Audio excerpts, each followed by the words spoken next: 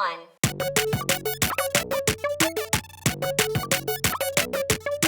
Times are tough. The housing crisis, food prices, job interviews, shame rituals. A man can't build a powerful commander deck without selling plasma, side hustling, or selling one of my other decks I already had to sell plasma and side hustle for. And I'm all out of plasma. So hey, instead of spending $50 on a gallon of milk, bread, and some eggs, fast, enter ketosis, shred that fat, and become the best version of yourself, and then use that $50 to build some of these powerful decks instead. What's going on, guys? We're back with another episode of Power on a Budget, one of your guys' favorite series here on the channel, so be sure to leave a like, comment, subscribe. Today we got 4 decks, all under $50 to build them.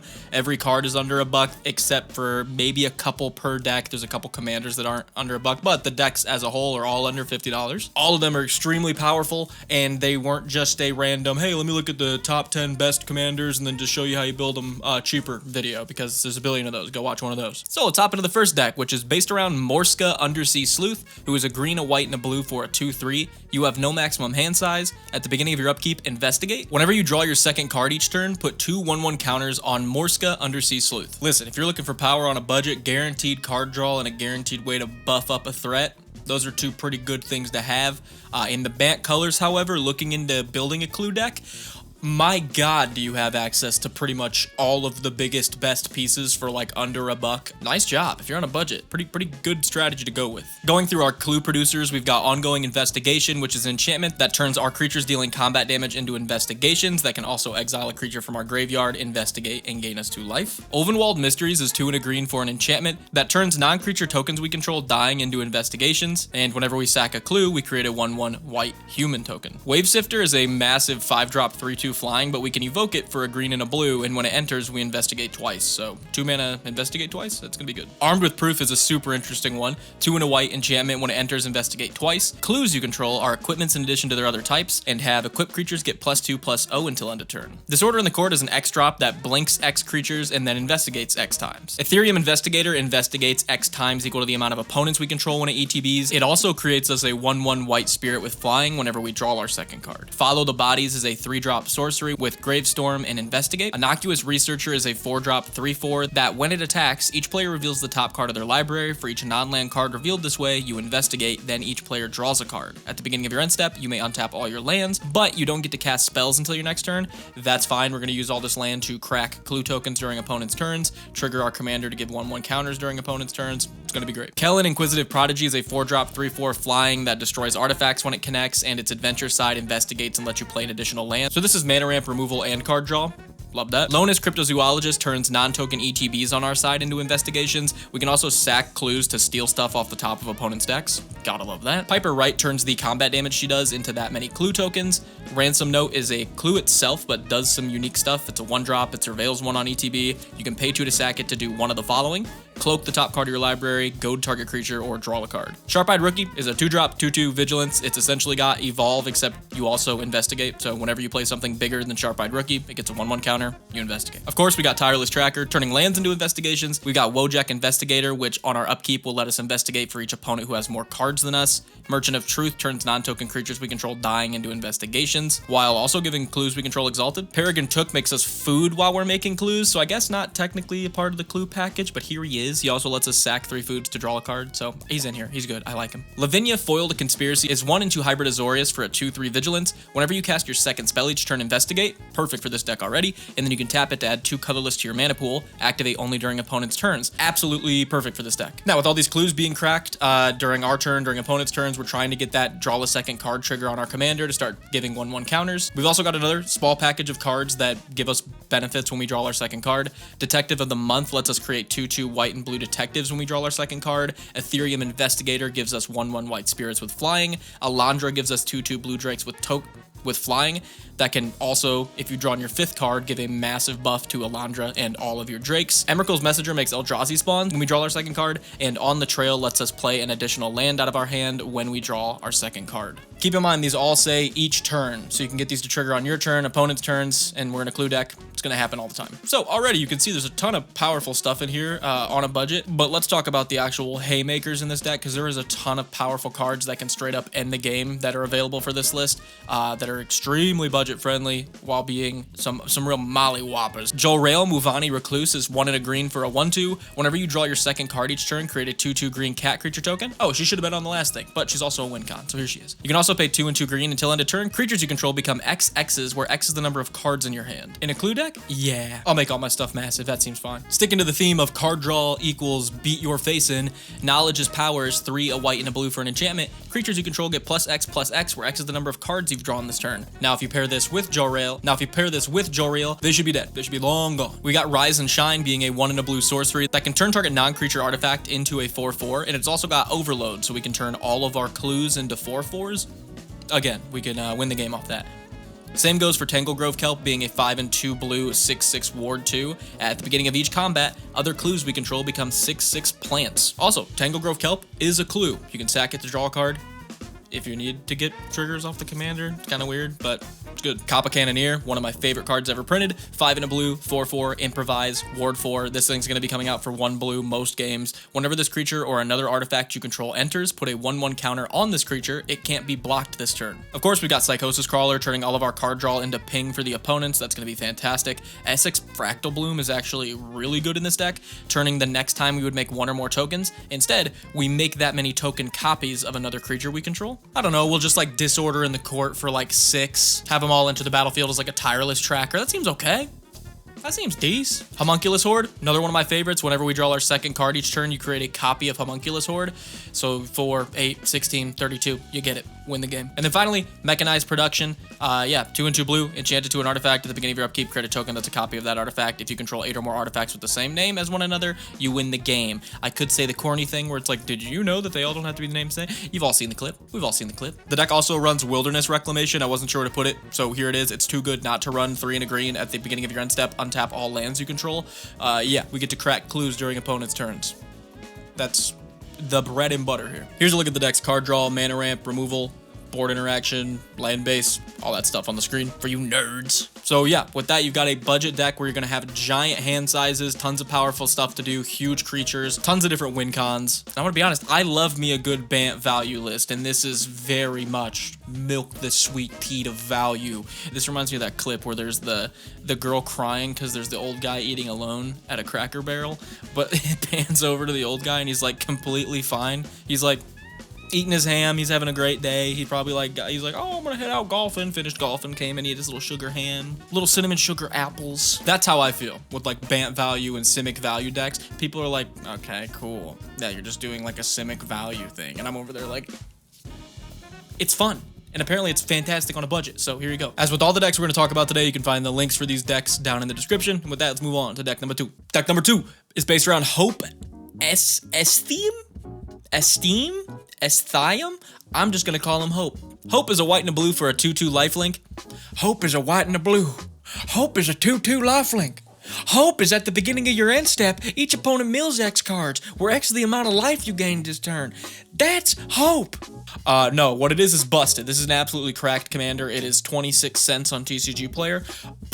Sure. Okay, buddy, sure. I don't know if you know this, gaining a shit ton of life on a budget, not hard to do at all. And milling each opponent for that much, incredibly powerful. So let's get into how we can abuse that. So obvious first place we're going to start here. How do we gain life in this deck? There's 36 different cards that will gain you life. We're going to go through all of them. Going to kind of go a little speedy here. All right. Adventurer's Inn is a land that is colorless that will gain you 2 when it enters the battlefield. Basilica Guards is 2 and a white for a 1/4 with Defender and Extort. Battle Menu is a 1 and a white instant where you can choose one. You can either make a 2/2 Knight. You can give target creature +0/+4, destroy target creature with power 4 or greater, or gain 4 life. Congregate is 3 and a white for an instant. Target player gains 2 life for each creature on the battlefield. Yeah, on the battlefield. Dazzling Angel turns creatures we control entering into 1 life. Same goes for Distinguished Conjurer. It can also blink something we control for 5. Divine Offering destroys target artifact and we gain life equal to its mana cost. Ariet's Lullaby destroys target tapped creature and we gain 2 life. Invoke the Divine destroys target artifact or creature and we gain 4 life. Knight of Dawn's Light, a 2-drop 2/2 first strike that gains us an additional 1 whenever we gain life. Life Creed Duo, again, a 2-drop that will gain us 1 whenever a creature ETBs on our side.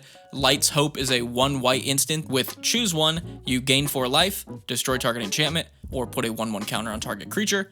Lucky Offering is a 1 white destroy target artifact with mana value 3 or less, and you gain 3 life. Nyx Fleece Ram is a 1 and a white 0/5 that gains us 1 on our upkeep.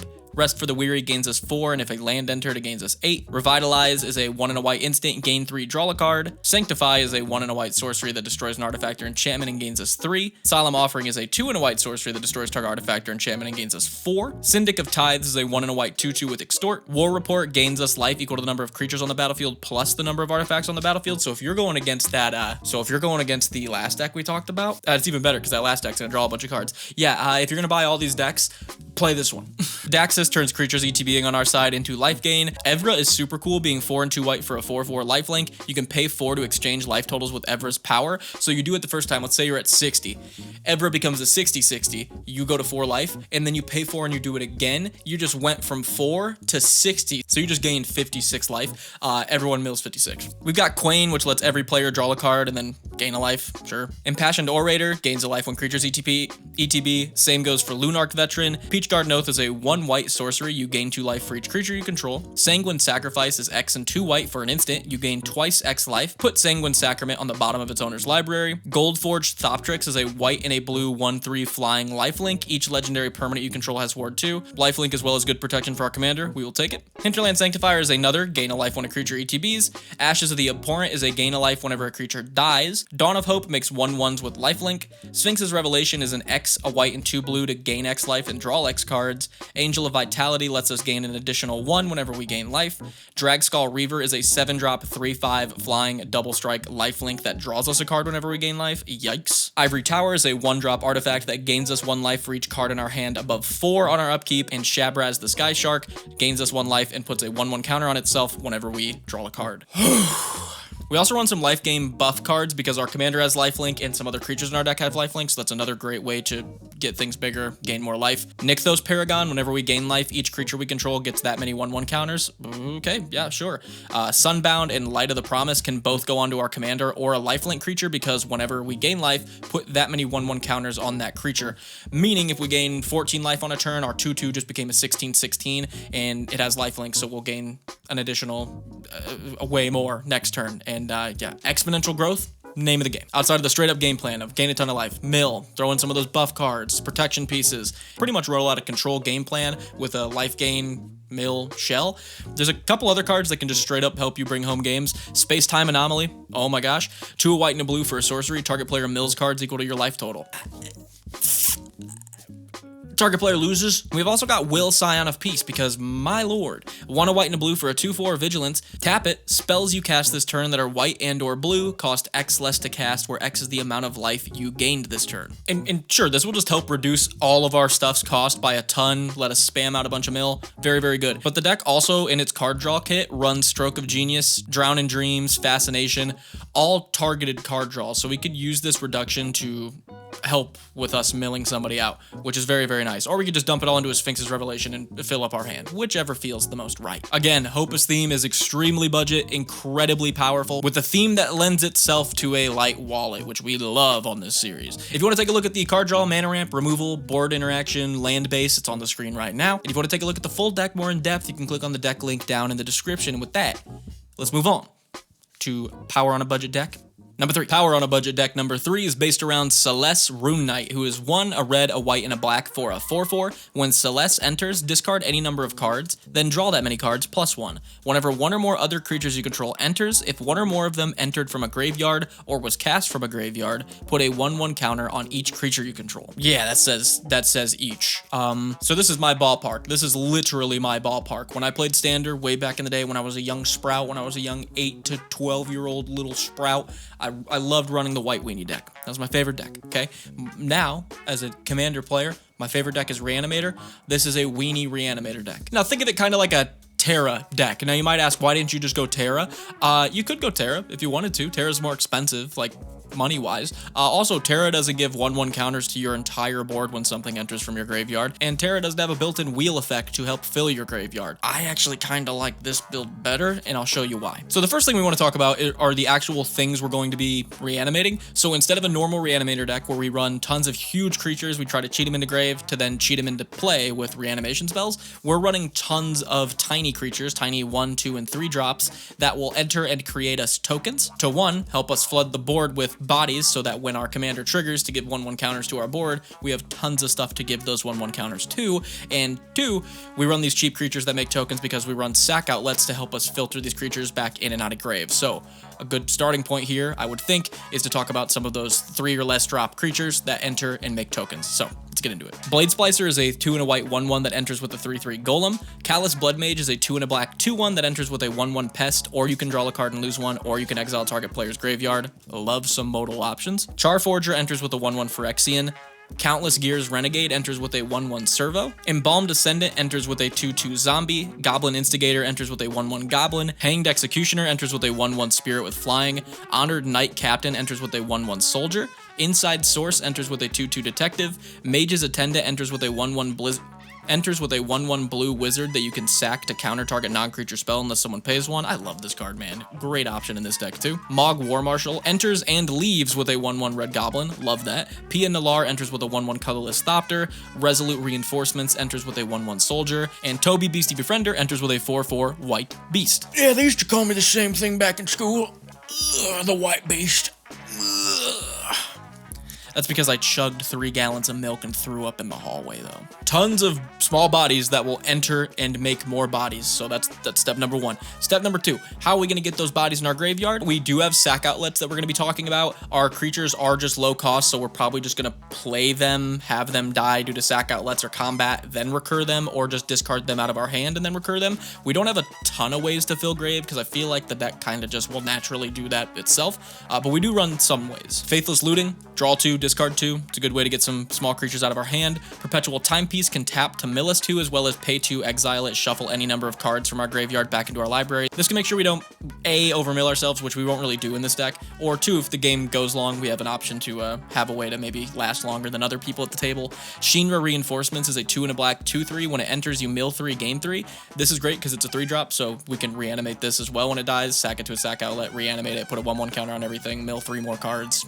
It's actually really nice. Siegfried, Famed Swordsman, is fantastic. It's not 3 or less, but I do think it's good enough to go in here still. 3 and a black, 2/2, Menace. When it enters, mill 3 cards, then put X 1/1 counters on Siegfried, where X is twice the number of creatures in your graveyard. So yeah, you get a huge menace that just mills when it comes into play. I think this thing's actually fine, especially because some of the recursion pieces we run care about power and not mana cost, so that's actually really nice with this thing. And then, of course, we got Stitcher Supplier, 1-drop, 1/1, enters or dies, mill 3. That's this deck's bread and butter. Absolutely fantastic. This feels like an appropriate time to talk about the sack outlets. So the 6 sack outlets we run in the deck are Dark Dweller Oracle, turning sacrificed creatures into exile off the top of our deck that we can cast. Fanatical Devotion, turning sacked creatures into regeneration for target creature. Grafted War Gear, being an equipment that gives +3/+2, and then sacks the creature that it's unattaching to when you attach it to something and equips for 0. Viscera Seer, sacking a creature to scry 1. Woe Strider, doing the same, except it also enters and gives us a 0/1 goat, so that's putting in double work in this deck.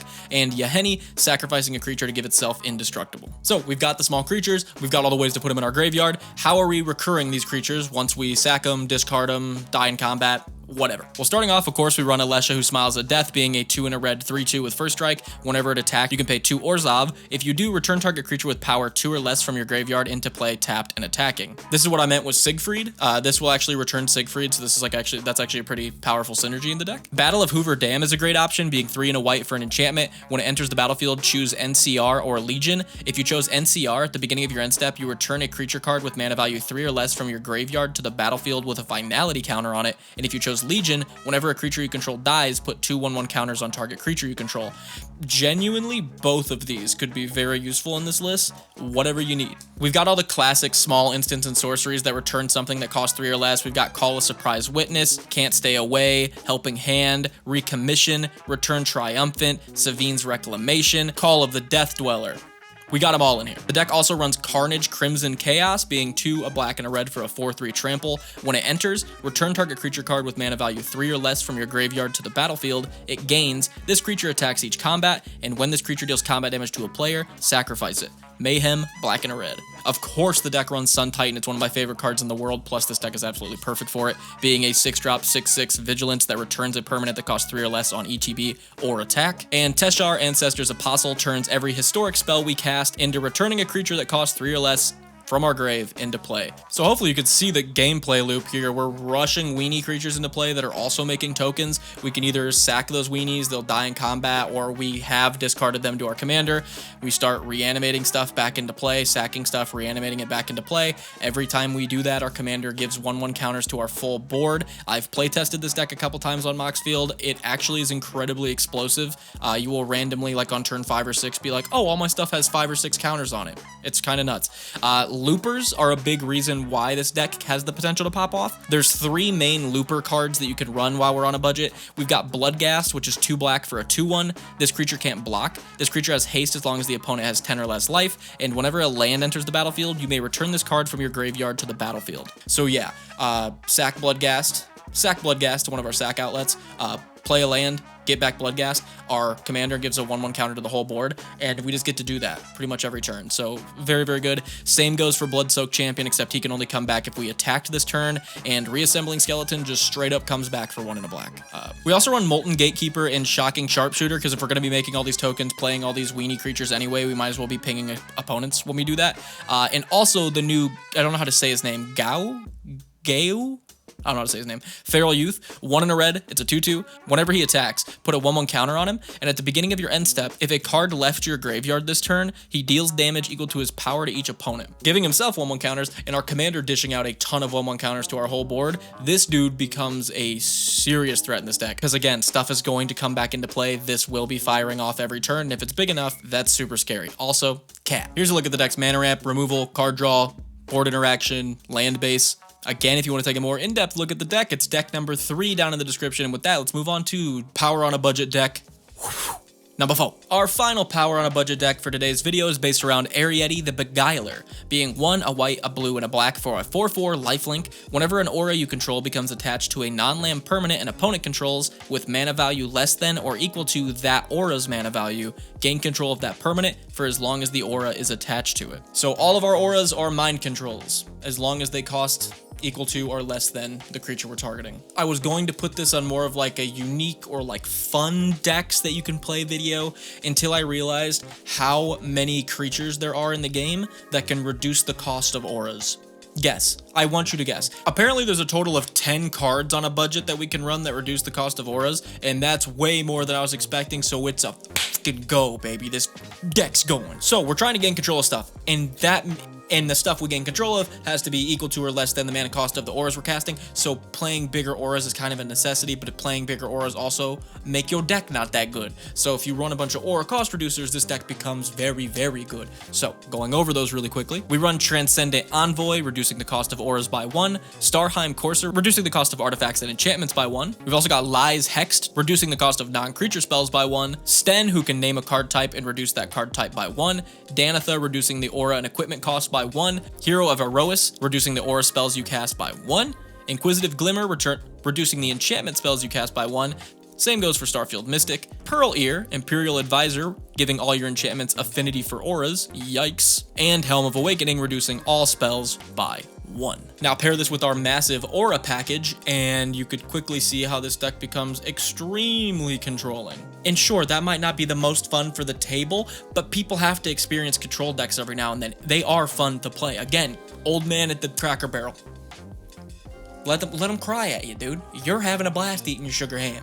You're eating dumplings and sugar ham and apples, you're fine. We've got Astral Wingspan, being 4 and a blue for an enchantment aura with Convoke, enchant creature. When it enters the battlefield, draw a card, enchant creature gets +2/+2 flying. Oh, so not only do I get your creature, it's also got Convoke, so it could be really cheap, and I also give your creature a buff, +2/+2, and flying? I steal your milkshake. We also got Conclave's Blessing, being a 3 and a white enchantment aura with Convoke, enchant creature gets +0/+2 for each other creature you control. Flight of Fancy being a 3 and a blue, enchant creature gains flying, draw 2 cards when it ETBs. Fool's Demise being a 4 and a blue aura with, when enchant creature dies, return it to the battlefield under your control. When Fool's Demise is put into the graveyard, return it to your hand. Matter of fact, I like how it looks. I think I'll keep it. Glasswing Grace, very good. A land with a built-in 5-drop aura on the back that gives 2/2 lifelink flying. We like to see it. Take Flight, 4-drop aura that gives 1/0 flying whenever it deals combat damage. Draw a card. Twin Blade Blessing being a 1 and 2 white flash. Enchant creature has double strike. This one could be really funny to just steal something during an opponent's turn and be like, actually don't swing with that. I will though. For twice the damage. I'll do the damage you missed out on. Unholy Indenture, same deal as Fool's Demise. When the creature dies, it comes back under our control with a 1/1 counter, except this one costs 3. Protective Bubble gives enchanted creature unblockable and Shroud for 3 and a blue. Demonic Embrace is 1 and 2 black to give enchant creature +3/+1 flying and is a demon in addition to its other types. Righteous Authority is 3, a white and a blue to give enchant creature 1/1 for each card in its controller's hand. And at the beginning of the draw step of enchanted creature's controller, that player draws an additional card. Holy Mantle is 2 and 2 white for an aura that gives +2/+2 and protection from creatures. On Sierra's Wings is a 3 and a white aura that gives 1/1 flying, vigilance, and lifelink. Eye of the Nido? Not sure. 3 and a black for an aura that gives creature that turns the creature into a 4/2 flying death touch that's goaded, and when Eye of Niog is put into the graveyard from the battlefield, return it to its owner's hand. These enchantments that return themselves to our hand, they're gonna be gross in this list. Speaking of which, Fallen Ideal. Enchant creature has flying and sacrifice a creature. This creature gets +2/+1 until end of turn, and when Fallen Ideals is put into your graveyard, return it to your hand. Oh, I think I might. Steal someone's annoying little utility creature, their Esper Sentinel, and then crack it to itself. Have Fallen Ideals go back to our hand, play it on something else. Remember, we have aura reducers, so this is probably going to be like 1 black most games. Yeah, sorry. Curator's Ward is a 2 and a blue aura that gives hexproof, and when enchanted permanent leaves the battlefield, if it was historic, we draw 2 cards.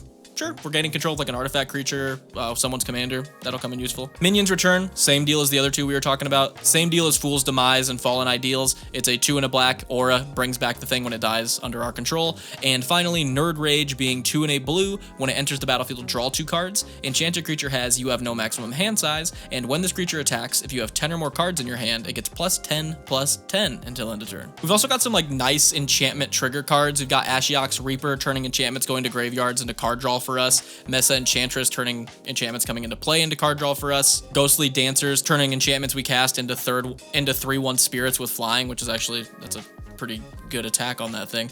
Auramancer returning enchantments from our graveyard to our hand. Something like Heliod's Pilgrim to tutor us up an enchantment, or something like Doomwake Giant to give our opponent's creatures -1/-1 whenever we play an enchantment. Again, we are doing the control thing, so we run plenty of removal, plenty of counter spells like Negate, Keep Safe to protect our commander and our strategy. And on top of all this, of course, the deck runs Arna Kennerud Sky Captain, because why not? Doubling all of our auras that's attached to anything when it attacks? Yeah. With our mana rat being aura cost reducers, plenty of our card draw like Flight of Fancy, Take Flight, Hateful Eidolon, being enchantments, plenty of removal like Frogify, Unable to Scream, and Twisted Embrace being enchantments. This deck is super efficient at just constantly popping off with what it's trying to do, which is play the enchantment, steal your opponent's shit. Think of it like this video of the squirrel, okay? That squirrel is your opponent's creature that they really want. And again, if you want to take a look at any of these decks we talked about today, you can go ahead and find the links down in the description. We put a pretty little bow on today's Budget on a Power video. You guys have been really showing some crazy support on the last couple of videos. They're both sitting at like 6K after a couple days. Absolutely nuts. So maybe we could keep that fucking energy. I don't know. Make sure to like, comment, subscribe. If you want to show the channel a little bit of additional support, you can become a Patreon member, YouTube member for as low as $1, where you can submit your decks for Friday night deck reviews and submit some of your favorite obscure cards for the lists we do here on the channel. Let me know which one of these decks you guys liked the best. If you guys got any budget suggestions or upgrade suggestions for any of these lists, let me know down in the comments. I'm gonna get out of here. You guys have a good one. Peace.